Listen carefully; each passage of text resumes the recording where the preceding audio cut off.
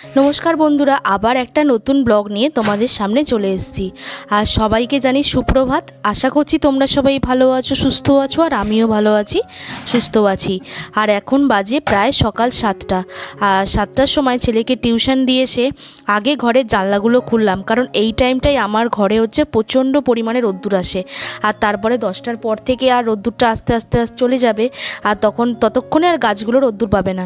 সেই জন্য আগে ছেলেকে টিউশনে দিয়ে এসে যাতে গাছগুলো রোদ্দুর পায়, সেই জন্য জানলাটা খুলে দিয়েছি। আর দেখো আমার এই দুটো গাছ দেখতে পাচ্ছ, এই দুটো না আমি কালকে নার্সারি থেকে নিয়ে এসেছি। আর এখন হচ্ছে ঘরগুলো সব পরিষ্কার করে নিচ্ছি।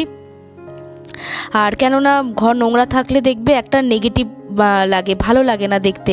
সেই জন্য ঘরটার পরিষ্কার করে তারপরে গিয়ে ফ্রেশ হব, আর বাসি কাপড়গুলো সব ছেড়ে তারপরে গিয়ে বাকি কাজগুলো সারবো।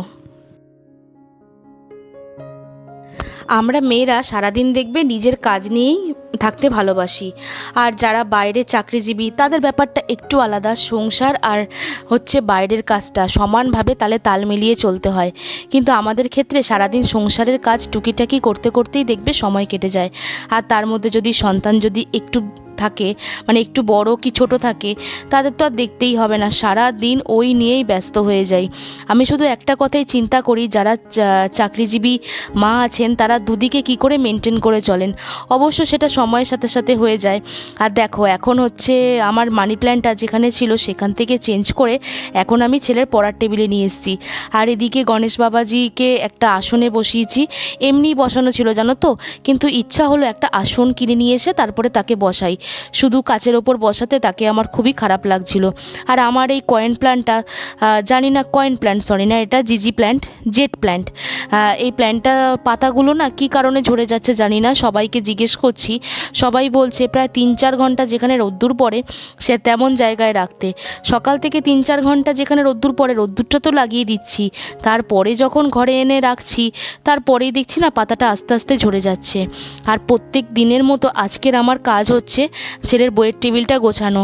ছেলে পড়ার কাজ তো পড়ে চলে আসে, কিন্তু সন্ধেবেলায় আজকে হচ্ছে ডক্টরের অ্যাপয়েন্টমেন্ট করা আছে, বিকাশের হচ্ছে দাঁত তুলবে।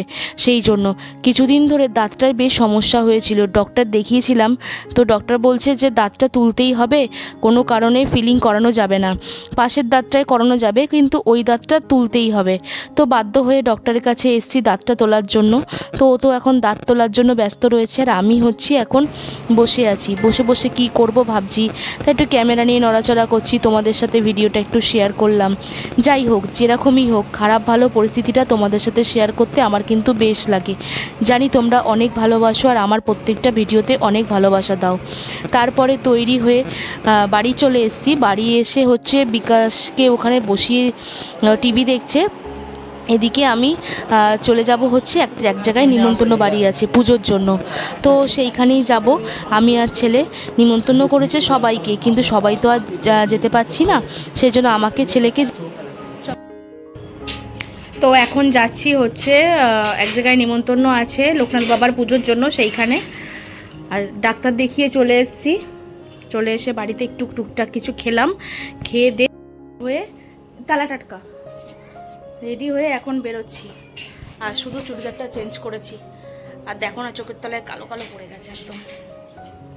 আসল কথা জায়গাটা খুব অন্ধকারতা আছে। চলো যাই, আর বাকিটা শেয়ার করছি তোমাদের সাথে।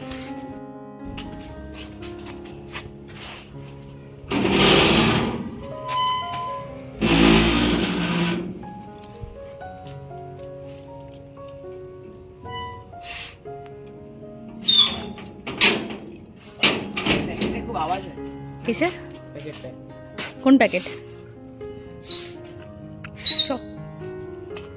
এগোই আমরা টুকটুক টুকটুক করতে করতে।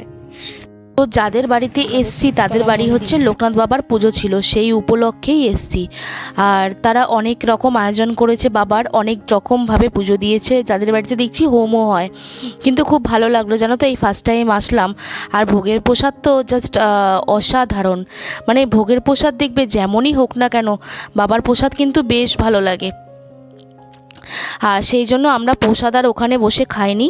তো কাকিমাকে বললাম, তো কাকিমা তুমি প্লেটে করে দিয়ে দাও, আমি বরঞ্চ বাড়ি গিয়ে একটু ফ্রেশ হয়ে তারপরে খাবো, কেননা সন্ধ্যে থেকে অনেকটা জার্নি গেছে, ডক্টর থেকে বাড়ি, ওষুধ কেনা সব কিছু নিয়েই একদম অনেকটা হাঁপাহাঁপি হয়ে গেছে। সেই জন্য একেবারে কাকিমাকে বললাম, আর কাকিমা সেই মতোই সব কিছু গুছিয়ে গাছিয়ে তারপর আমাদের দিয়েছে, আর আমরা নিয়ে একেবারে বাড়ি চলে এসেছি।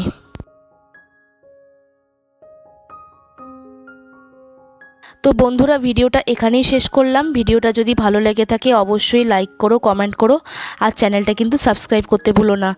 আর যদি তোমাদের ভালো লাগে ভিডিওগুলো, তাহলে আমার প্রত্যেকটা ভিডিওতে ভালোবাসা দিয়ে যেও।